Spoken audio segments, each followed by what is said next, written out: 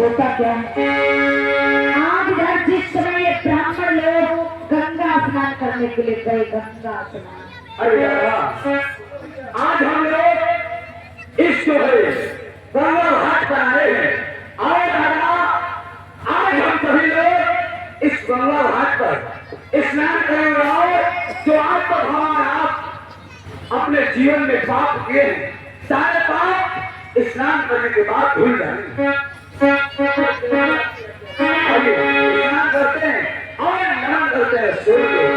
मेरी माताओं बहनों भाइयों, आज ये ब्राह्मण जिस समय गंगा स्नान करने के लिए गए, आज होता क्या है, जब गंगा स्नान करने के लिए गए हैं तो यही रट लगा करके जा रहे हैं, जाएंगे गंगा स्नान करेंगे और जो हमने अपने जीवन में पाप किए हैं वो पाप धुल जाएंगे, रट लगाते जा रहे हैं। और रविदास दिन जो है यही सोचते थे कि ब्राह्मण लोग गंगा स्नान करने जाते हैं, पापों से मुक्त होने के लिए जाते हैं। और रविदास ने विचार किया कि आज हम भी जाएंगे गंगा के तट पर, देखेंगे कि लोगों के पाप कैसे दूर होते हैं। मेरी माता आज रविदास जी भी गंगा पर चल पड़े हैं। कैसे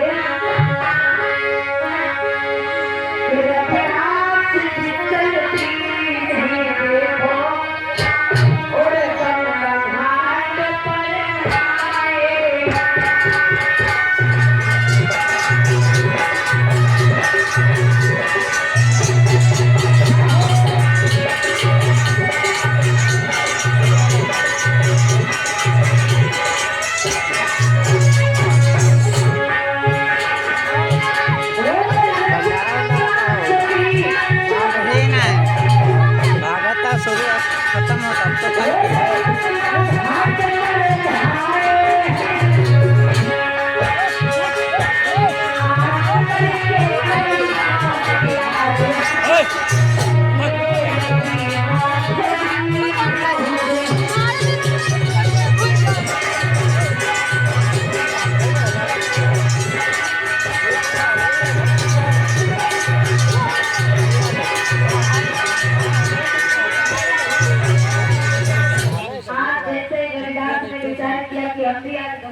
तो जाएंगे। हम भी तो देखे हैं कि ब्राह्मण समाज के लोग गंगा स्नान करके अपने पापों से कैसे मुक्त होते हैं। आज जैसे ही गंगा घाट पर रविदास आकर के पहुंचे, आज ये ब्राह्मण समाज के लोगों ने जब रविदास को देखा तो मेरी माताओं बहनों भाइयों, आज ये ब्राह्मण समाज के लोग कहने लगे रविदास, अरे रविदास तुम जवान हो, अधिकार नहीं गंगा में स्नान करने का, कोई भी अधिकार नहीं है गंगा में स्नान करने का।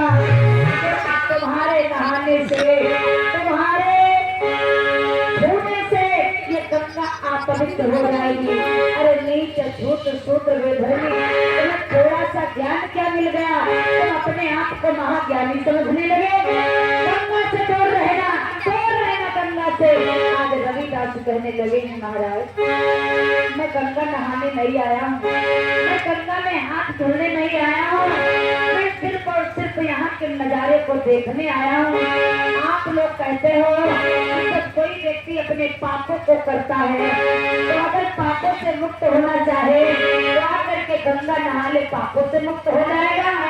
तो मैं वही देखने आया हूँ कि मैं देखूंगा कि आप लोग अपने पापों से मुक्त कैसे होंगे, क्योंकि सबसे बड़े पाप को दुनिया में आप ही लोग करते हैं।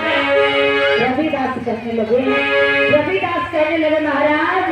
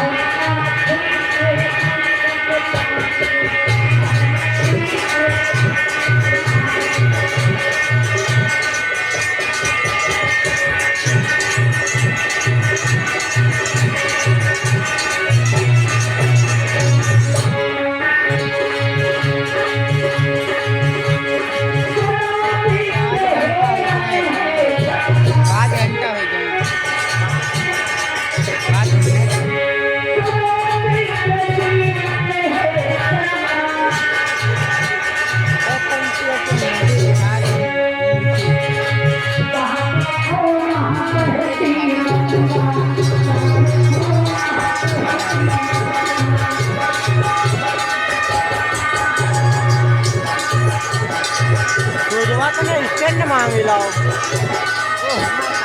या तो हम कहे ना तो खतरा ले जाए चाचा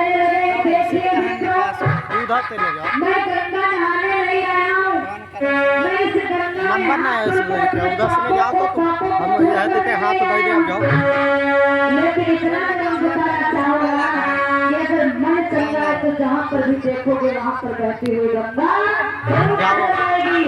अरे पंडित जी आप हमें नहीं जा यह तुम धरा जाओ तू उसे हम बचा रहे हो जाओ तो तुम लेकिन पंडित जी क्या रहे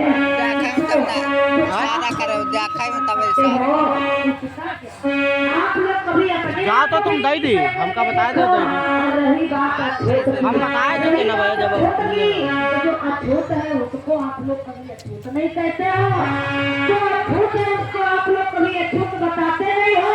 अरे इंसान दे दी तुम जाओ हमका बताए दो हम उधर देख रहे जाओ मेरे शरीर का ऐसा कह दो अमित मामा बन रहे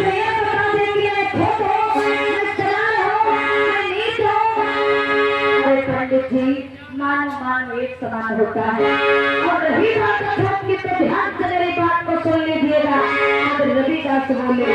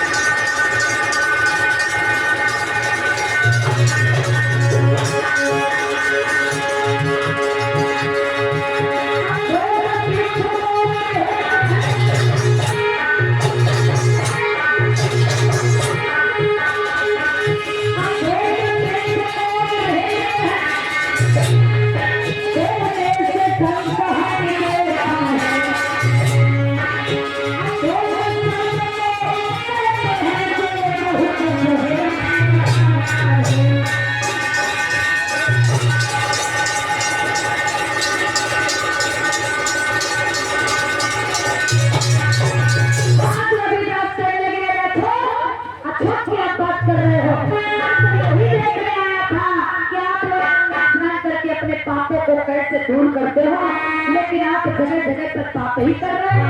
मुझे खुद बता रहे हो, मुझे नहीं बता रहे हो। अरे पंडित जी बता दिया करो। सूरज को कहते हैं जो बहुत आग फैलाता है, चांद को कहते हैं जो छूने में नहीं आता है। अगर सूरज को छूने का प्रयास करोगे चल करके रात हो जाओगे, और चंद्रमा इतनी दूर है जो हम और आप छू नहीं सकते हैं। पिछू को अगर छूने का लोग प्रयास करेंगे तो टंक मार देगा, और अगर सर्प को लोग पकड़ने का प्रयास करेंगे तो काट लेगा, लोगों की मृत्यु हो जाएगी। लेकिन आप लोग सर्प को देख करके भोले बाबा मानते हो, शंकर जी का दर्जा दे करके सर्प को पूजते हो। और कभी सर्प को, बिच्छू को, सूर्य को, चंद्रमा को भी अछूत कह दिया करो। मेरी माताओं बहनों भाइयों, आज ये उच्च वर्ग के लोग रविदास के ज्ञान को जिस समय देखा है, आज इन लोगों का माइंड बड़ा गर्म हो गया। आज ये ब्राह्मण समाज के कहने लगे बस रविदास चले जाए यहाँ से, मुझे तुमसे कोई बात नहीं करनी, कोई बात नहीं करनी। बात करे तो कैसे करे, क्योंकि रविदास के इतना ज्ञान था नहीं। आज रविदास वहाँ का नजारा देख करके चले गए। मेरी माताओं बहनों भाइयों, आज ये चतुर चालाक ब्राह्मण समाज के लोग गंगा स्नान करके अपने घर को लौट गए। मेरी माताओं बहनों भाइयों, जिस समय गंगा स्नान करके अपने अपने घर को लौट गए, आप देखिएगा जो काशी के राजा थे महाराजा पीर सिंह, वो जाति पाति को नहीं मानते थे। क्षत्रिय समाज के राजा थे, ठाकुर समाज के राजा थे, जात पात को नहीं मानते थे, सबको एक समान मानने का काम किया करते थे। मेरी माताओं बहनों भाइयों, ये महाराजा पीर सिंह के लड़के का तिलक था, लड़के का तिलक था। तिलक में सभी लोगों को एक तरफ से निमंत्रण देने का काम किया। वो चाहे शूद्र हो, चाहे वैश्य हो, चाहे क्षत्रिय हो, चाहे ब्राह्मण हो, चारों वर्णों के लोगों को महाराजा वीर सिंह अपने लड़के के तिलक में निमंत्रण देने का काम किया और निमंत्रण देकर के लोगों को भोजन नाथ पर बुलाने का काम किया है। मेरी माताओं बहनों भाइयों, इधर महाराजा वीर सिंह बैठे हुए हैं। महाराजा वीर सिंह, यह कुर्सी डाल दो, एक कुर्सी।